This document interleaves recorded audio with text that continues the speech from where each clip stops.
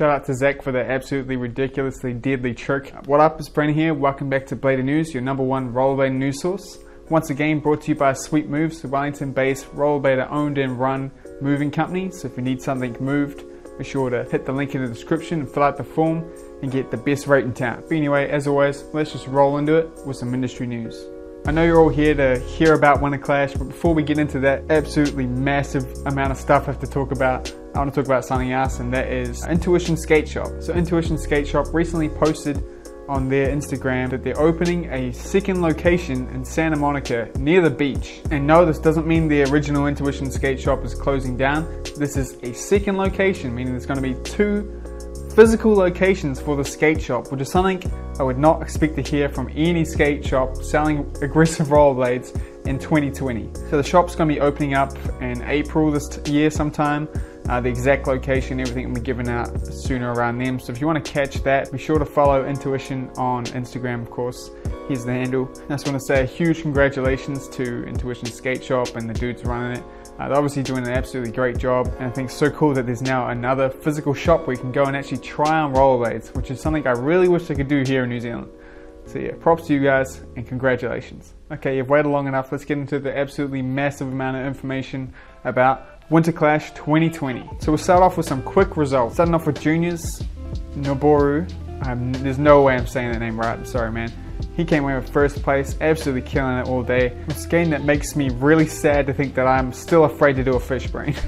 Another name I'm going to absolutely destroy, Shihiro, came away with first place in the women's section of Winterclash. In the amateur league, Sven came away with first place. You know, Sven, Eugen's boy, the dude that does negative everything on everything that shouldn't be having negative tricks done on. There was a clip somewhere, hopefully I can find it, of Eugen hearing when Sven won and he just like losing it, and it's so cool and wholesome.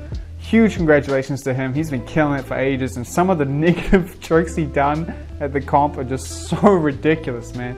Congratulations. As for the pros, Dominic Bruce came away with third place after some really solid skating in his heat, followed by Nils Janson in third place, who has to be my favorite skater right now. Absolutely killing it the whole time he's out there. And the Winterclash victor, the pro that won the comp in 2020 is, I'm going to completely murder your name, that's my specialty, Diaby Diako. He just threw so much heat that comp, I'm really not surprised he won. I'm pretty sure he threw a 1080 to faker that looked so casual that it could have just been a 720 and you couldn't tell me anything. It might have even been bio. Just absolutely ridiculous. For his final trick, he attempted the most huge, ridiculous, no launch gap to grind I've ever seen in my life. And it really caused this really great moment in the crowd where everyone really wanted to give him an extra go after he'd used his all 3 tries. Sadly, he didn't get a land, but he got so close, and just the fact that he could jump and even land in a grind from this was ridiculous. Just as a disclaimer too, Winterclash hasn't actually officially announced the results yet. They haven't put them up on their website. They have put a post saying the results I just said, so it's an official source, but they haven't posted a write-up on their website yet, so we're still hanging out for that. Other things that happened, one, Bobi Spazov just absolutely killed it and somehow didn't get a place. We had a lot of people calling out the judging for this, saying that Bobi should have won. Bobi actually responded saying that he agrees with the judging. He said maybe he could have got top 3, and he thought it was weird that he didn't get best trick either, but he understands, and that's just how it is, and there's no point complaining.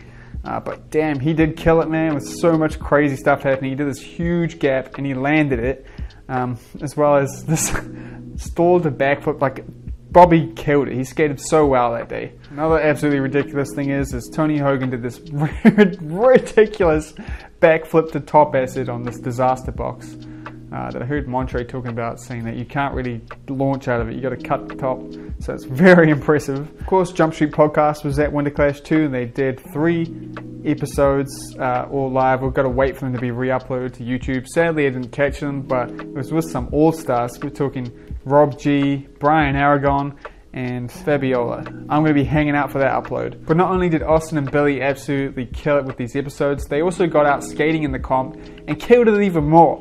If you see this trick Austin Paz got, man, with this true topsail up this huge ledge, so long, man. And Billy O'Neill just sent it so hard on the disaster down ledge, man.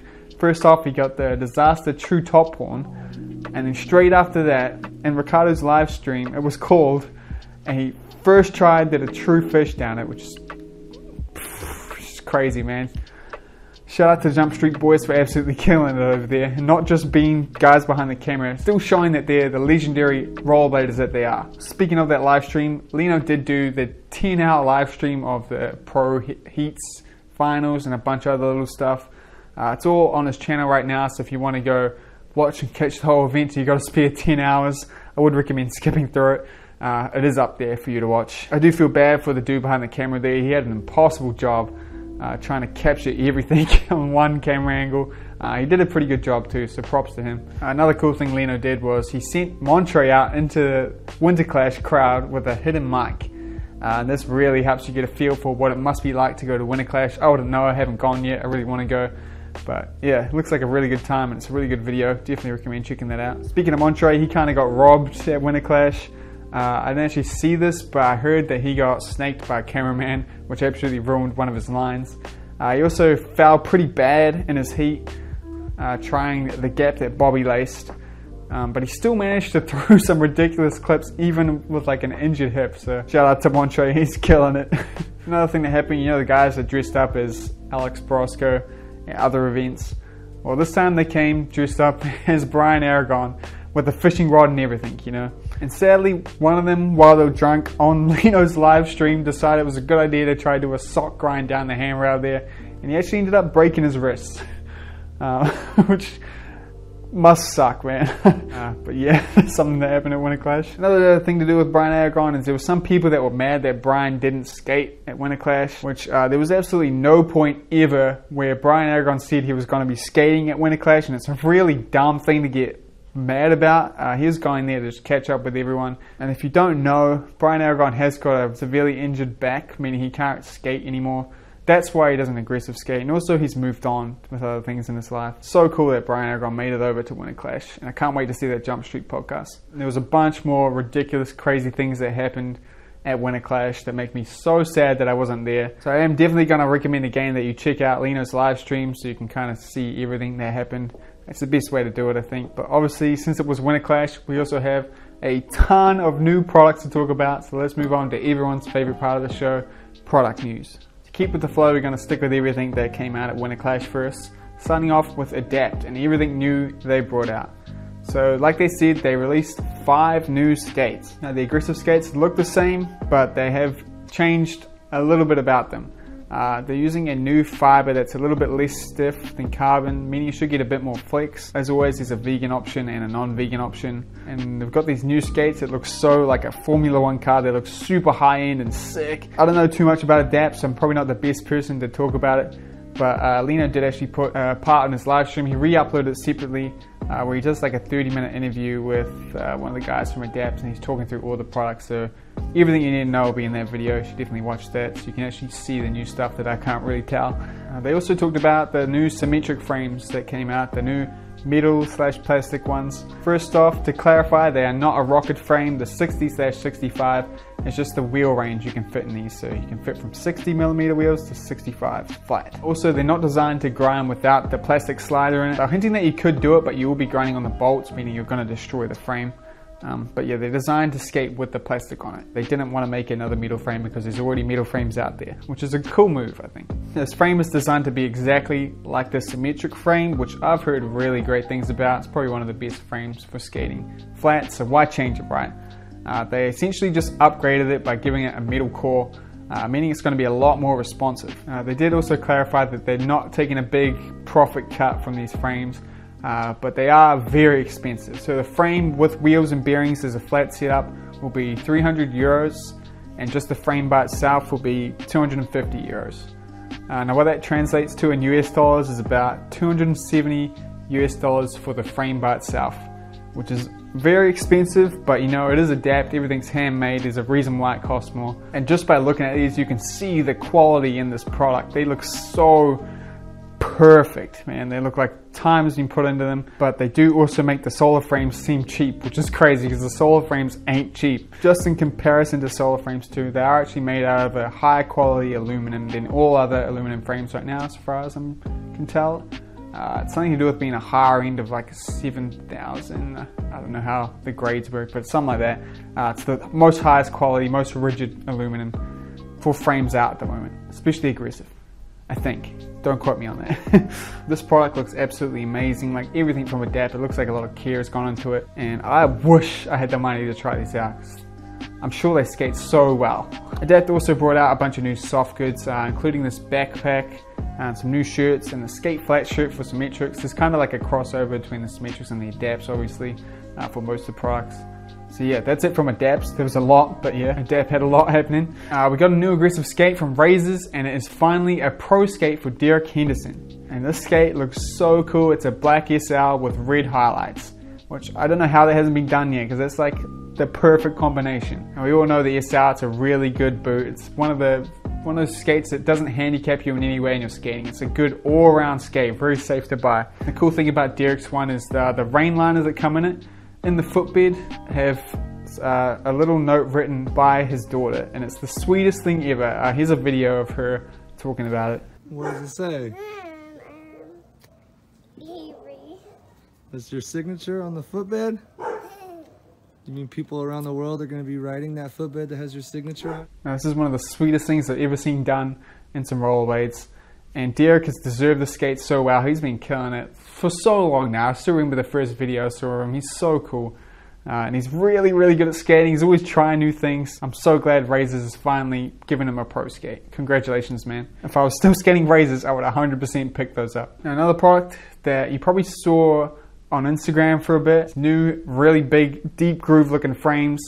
And this is the Ergota Frames. Now, Lino got our hands on in the live stream for a bit on them. And essentially what they are is another aluminum frame with a plastic outside. But the different thing about these ones is they are another suspension frame. Just from looking, they seem to have a very similar suspension setup as the Crate original CRS frames, which I have a pair of. I'm not a big fan of them, but anyway. What he's trying to do here with these ones is he's trying to make a rocket frame that is flat when you're riding them. So if you look at the frame when Lino's got it, you can see that the two end wheels are raised. I mean, the middle wheels aren't touching, but I guess when you put weight on it, it pushes those wheels down and you have all wheels touching. Not only that though, it has a super deep groove and looks like a really quality built product. Got no end date of when it's going to be released. I think this is an early prototype. It's built by a Swiss pro skater who used to skate for Rossi's. And he actually works in making watches at the moment, so you know he's going to have the eye for precision and detail. That's what we know about them for now. They do have an Instagram if you want to follow it. I would recommend if you want to see what's happening with this frame. I am a little worried just from my experience with the CRS frames that they're going to be a really clacky, gross feeling skate. But the CRS frames had a bunch of problems, and I'm sure they didn't end up how Crate Originals wanted them to be in the end. But yeah, that's that. Rollerblade's been working hard on a new boot too. We had some teaser photos of a new sole plate they've been working on. It's actually been designed by Dominic Wagner. I don't really know much about Rollerblade, which is crazy because it's what I call my skates. But yeah, I can't wait to hear more about this. We also got a new exclusive tee from Blade Life featuring this Rollerblade. You've all seen this, it's cool. It seems to be an exclusive for Winerclash because it's not on their website. But who knows? We'll keep an eye on that for sure. And yeah, that's it for products from the Clash, but we've got products outside the Clash, so let's move on to that now. Starting off with 50/50 releasing some anti-rockers. So they're UHMW, which is the best kind of anti-rockers. If you ever skated moonshine rockers, you'll know that you can't go back from skating those. They're 46mm and they're designed to be a perfect fit in the 50/50 balance frames. They come with bearings pre-installed, so you don't have to try force them in, which has got to be the worst part about getting anti-rockers with bearings. Because sometimes bearings just ain't going to go in there, man. You're going to spend a whole day trying to get them in. They have 50/50 lasered into the side, which is pretty cool. And the reason Law over at 50/50 is making them is because he's trying to set up 50/50 so you can buy any setup complete from their website. Meaning if you want to skate flat, you can buy a flat setup 50/50 frame or anti-rocker or juice block. It's all there now, and he's got it completely set up, which is really cool. And I think it's a really smart thing to do, and I think all frame companies should do that. It just makes it a lot easier for new people coming in. You know, they don't have to like really look around to find stuff. So yeah, props to 50/50. One Mag also brought out a hoodie everyone's been requesting, the Just Blade hoodie, and it's sick. Hogan made a one-off mind game style hoodie as well that's out now. I'm sure it's sold out. There's no way it's still around. But just in case it ain't, you should definitely check that out. And it's so cool. And Organ's the man. So, you know. We've got a new conjure wheel, and it's the Shred Pull 2.0. And it's in a strawberry cream color. And if you look close at this, it's not just one color. It's got swirls of white in it. And it's so cool and unique. And you know, the Shred Pull one sold out so quick, so if you wanted to get some, get in now, because I'm sure they're going to sell out. Conjure's been killing it recently, and I'm a huge fan of their products, so you know, that's an endorsement right here. You should get some of those wheels. Also, Shred Pull's the man as well. And finally, my own clothing brand, Laced, just got 2Qs on the team, and part of him joining the team was we're going to make him his first official merch t-shirt, and it is this design here, the 2Qs X Lace tee. So if you've been hanging out for a way to support 2Qs, then this t-shirt's one of the best ways to do it. Buying this directly supports him and it helps Lace as well. Yeah, if you want to support him and me, go cop one of these shirts. Speaking of Lace, the animal series that I brought out, including this t-shirt that I'm wearing right here, is all going away at the end of the month. So if you've been on the fence about getting one, now's the time to get it. And you'll be supporting the channel, this series, and everything I do. And I'd appreciate it a lot. So check the link in the description. But that's it for products. So let's move on to the final part of the show, media you should check out, which is also my favorite part of the show. And it starts off with an edit from my home country, New Zealand, of Isaac Cullum when some of the boys here from New Zealand went on a trip to America. This is the first edit to come out of that trip, and it's so sick. Isaac is one of the craziest rollerblades in New Zealand, and this edit proves it. This disaster, the ender clip here is just so fire, and I have to come on the next trip they're on. Oh yeah, David Sizemore is now on them, and we have an edit for it, and it's David Sizemore, so it's like ridiculous, you know. Look at this grind, man. What is he even grinding here? Is it like a clothesline or something? This is ridiculous. We've got another ridiculously well done edit by Butter TV, and this one's on Justin Brosco, and it's called The Crash.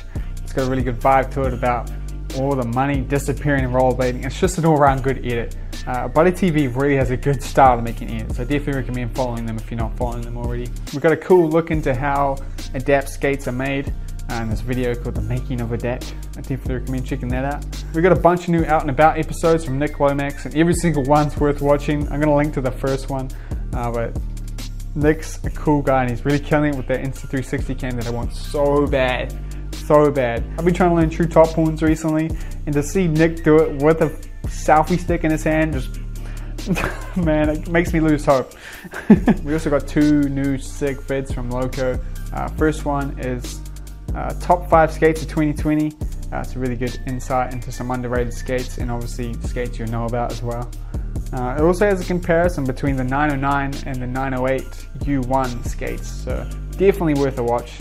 The other video they released is one person's clash, which is the perspective of one person going to Winerclash. It's another one of those ones that really teaches you what it's like to be at Winerclash. Not that I would know because I've never been. It's from 2019's Winerclash too, so it's like a year late, but still a really good video, and I definitely recommend checking it out. And of course there's a bunch more Clash videos. You know, every brand's got one. I'm going to link to all my favorites, they'll be down there. They're all worth checking out obviously, especially if you weren't there. But yeah, that's it for all the videos and media I wanted to talk about. And for Blader News. I would love to know your thoughts and opinions on anything I talked about today, so let me know in the comments down below and I'll be down there talking to you. If you wanted to support the series, you can shop at Lace and grab the official Blader News mug, hat, stickers, or any products from there. Or you can subscribe, that helps just as much. Or you can do both, that'd be even cooler. Well yeah, thanks so much for watching guys. Huge shout out to my patrons, Acosta Blades, Adam, Kevin, Chris, Deb, Dennis, Fabian, Joel, Lake Brothers Blading, Mark, Mike, Nathaniel, Sean, Skids Grind Plates, Sweet Moves, Tagi, and the Book of Grinds. I'll see everyone next week. Peace out.